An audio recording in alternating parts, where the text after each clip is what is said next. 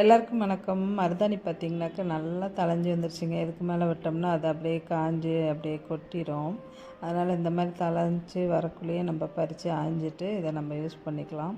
இதை வந்து ஏற்கனவே நான் கொஞ்சம் பறித்து நல்லா காய வச்சுட்டேங்க. நிழல்லே காய வைக்கணும். காய வச்சு அதை நம்ம அரைச்சி வச்சுக்கலாம். எப்போ வேணாலும் அதை யூஸ் பண்ணிக்கலாம்.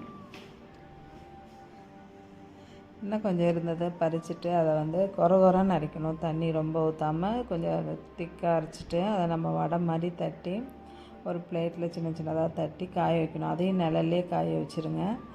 காய வச்சுட்டு அதை நம்ம தேங்காய் எண்ணெயில் போட்டு வச்சுக்கலாமா, நல்லா இருக்குங்க தலைக்கு தேய்க்கிறதுக்கு. அதை தேய்ச்சி குளித்தோம்னா சூப்பராக இருக்கும். அதுக்காக அதை ரெடி பண்ணியாச்சு. மிச்சம் இருக்கிறதையும் நல்லா நைஸாக அரைச்சிட்டு அதில் ஒரு 2 ட்ராப்ஸ் லெமன் மட்டும் புழிஞ்சு விட்டுட்டு வச்சோம்னா ஒரு மணி நேரத்துலேயே நல்லா வந்து உங்களுக்கு செவந்து வந்துடும். ரொம்ப நேரம் வைக்கணுங்கிற அவசியம் இல்லை. நீங்களும் ட்ரை பண்ணி பாருங்கள். தேங்க்யூ.